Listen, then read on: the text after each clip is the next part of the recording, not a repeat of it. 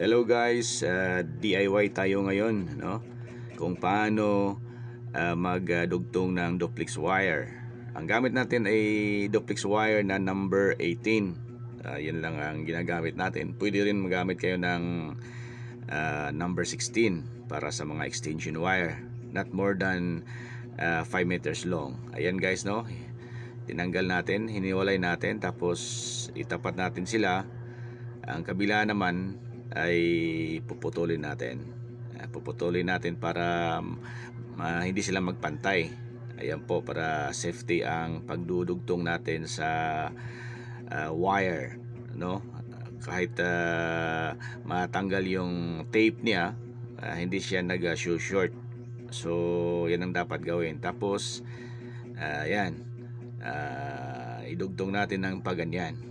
So hiwalay sila, no? Hindi sila magkatapat. Ang tawag nun yung pag dugtong ng wire, yung splicing niya ba. Ayan, tanggalin natin yung insulator.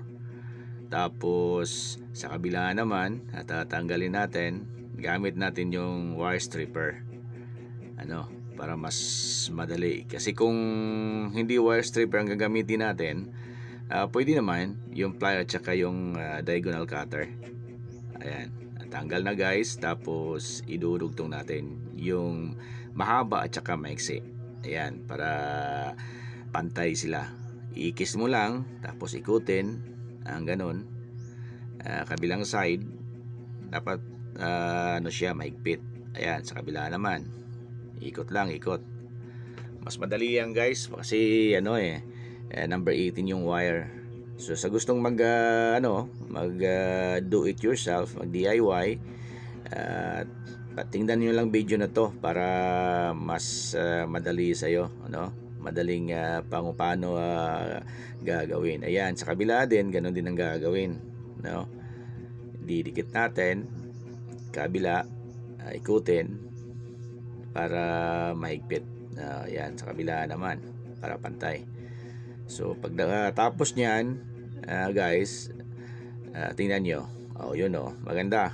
So hindi siya sumobra, saktong-sakto lang, So yan, lagyan natin ng electrical tape. Huwag kalimutan maglagay ng electrical tape, at recommended ko po yung 3M na electrical tape. Tingnan nyo yung tape ko, 3M yan mga guys, tingnan natin para yan po, maganda, So pantay na pantay.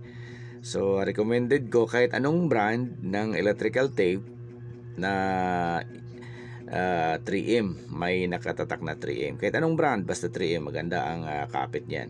Tsaka manipis siya. Manipis ang 3M. Yung yung adhesive, talagang kakapit. Kahit ilang bisis mo tatanggalin, 3 bisis, 4 na bisis, 5 bisis, pwede siya. At wag kang maglagay ng sa gitna mga guys, Wag ilagay ang tape sa gitna, sa gilid ka mag-umpisa. Tutupiin mo siyang ganon, tapos idiin mo lang sa mo. Yan. Sa daliri mo. Tapos ikot, sabay hila.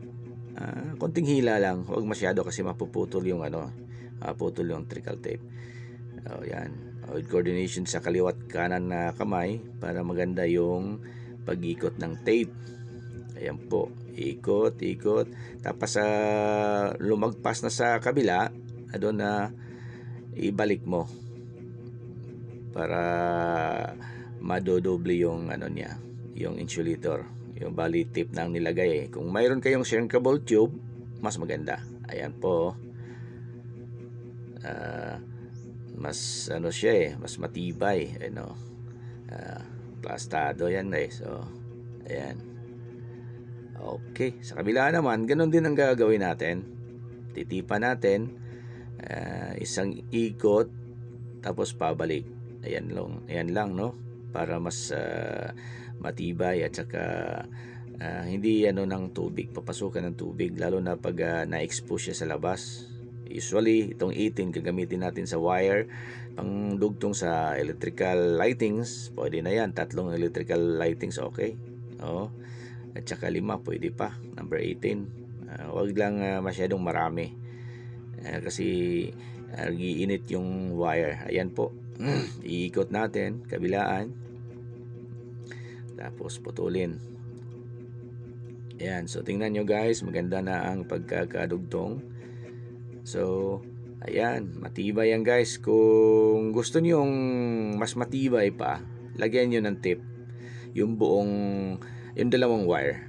Umpisa ka sa gilid yan. Ayan, ikutin mo. Puntang kabila, tapos balik mo. Ayan, para mas matibay pa, no? Hindi talaga papasukin ng tubig at saka moisture. Ayan. Yan na po, maganda. So sa next video na naman tayo guys. Abangan.